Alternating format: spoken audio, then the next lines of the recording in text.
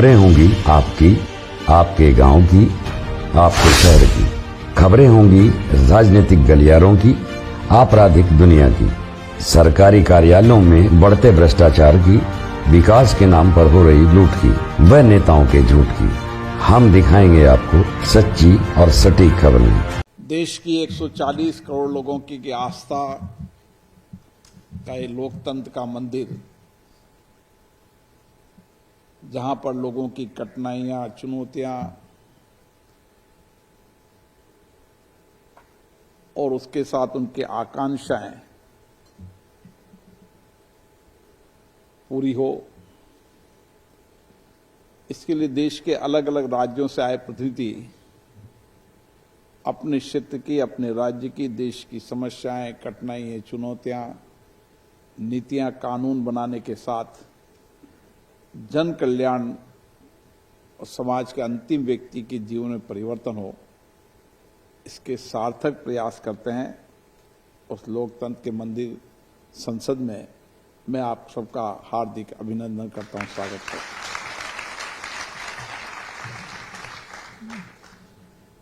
आप सब स्वागत के योग्य हैं। आपने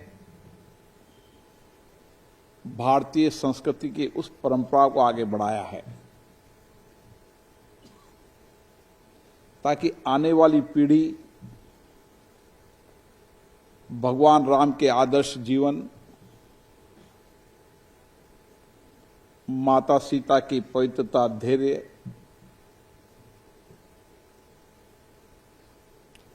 भरत जी का त्याग,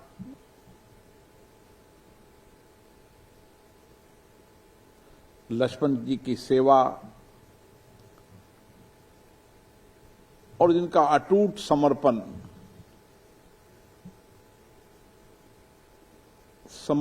त्याग और सेवा की मूर्ति हनुमान जी, इनके कई अलग अलग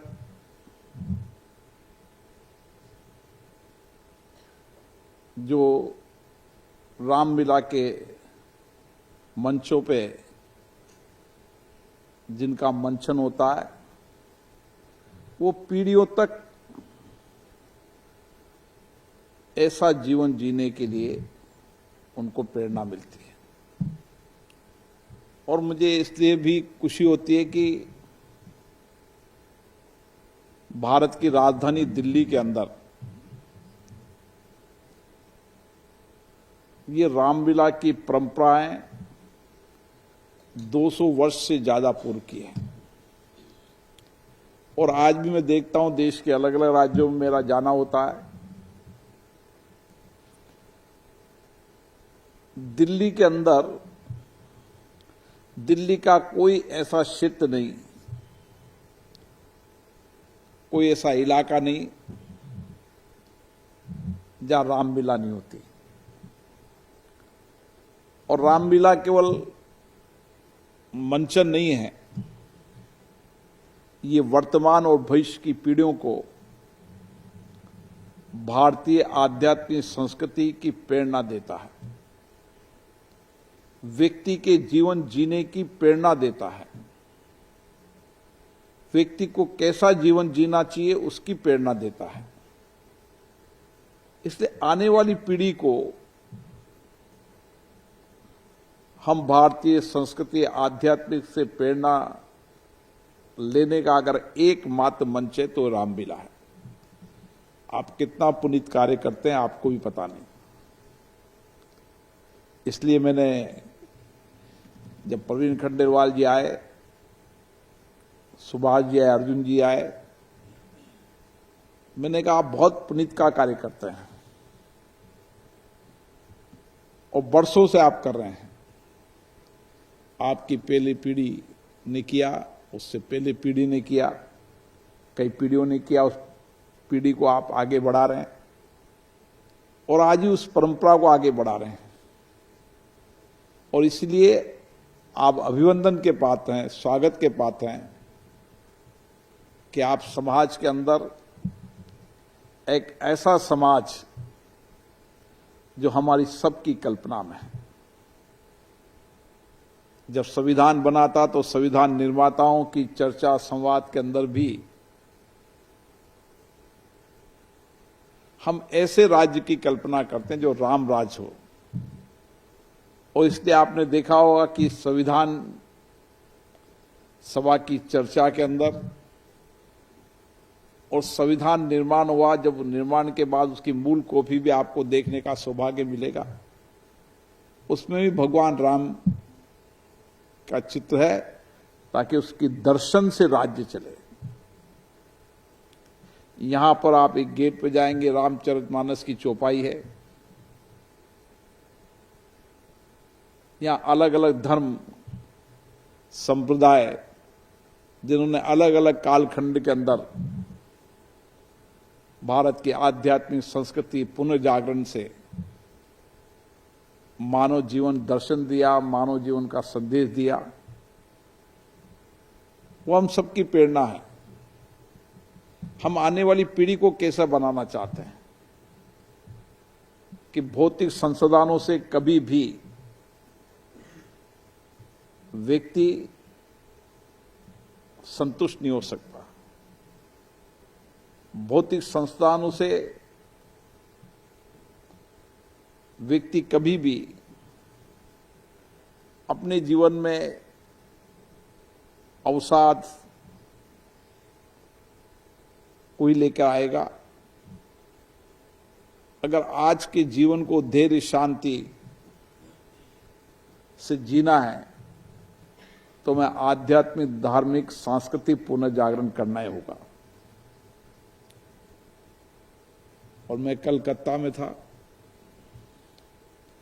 कलकत्ता में कितने महापुरुष हुए जिन्होंने अलग अलग कालखंड के अंदर आध्यात्मिक संस्कृति पुनर्जागरण के लिए देश और दुनिया के अंदर जिनका संदेश आज भी मार्गदर्शन करता है। लेकिन उस पीढ़ी को इस बात को आगे ले जाने की आवश्यकता थी। ये काम आप दिल्ली में कर रहे हैं। जब आने वाली पीढ़ी, आने वाला नौजवान कुछ रामलीला में आता है, कुछ देर रुके, कुछ क्षण रुके, उस रामलीला के मंचन को देखता है तो उसके जीवन को भी प्रेरणा मिलती है। जीवन आदर्श होना चाहिए, जीवन में करुणा होनी चाहिए, संवेदना होनी चाहिए, त्याग होना चाहिए। अगर भगवान राम को 14 वर्ष का वनवास नहीं मिलता तो वो भी एक अयोध्या के राजा रह जाते। वो राजा से भगवान कब बने? जब समाज के उन दलित शोषित पीड़ित व्यक्तियों को, उनके जीवन को बदलना, उनके स्वाभिमान से खड़ा करना और अपने कष्ट पीड़ा को समाज की कष्ट पीड़ा समझना, वो जीवन ही उनको भगवान बनाया।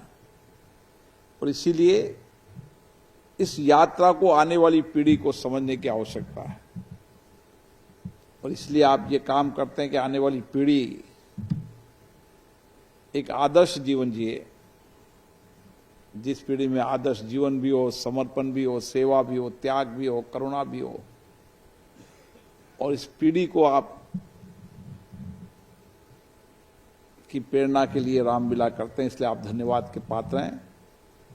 मैं आपका संसद भवन में स्वागत करता हूं, क्योंकि संसद भवन के अंदर भी लोक कल्याण और जन कल्याण का काम होता है। और आप लोक कल्याण जन कल्याण के साथ आध्यात्मिक धर्म और संस्कृति के संस्कृति दूत हो, इसके लिए आप सभी अभिवादन के पात्र हो। आप सबको बहुत बहुत धन्यवाद।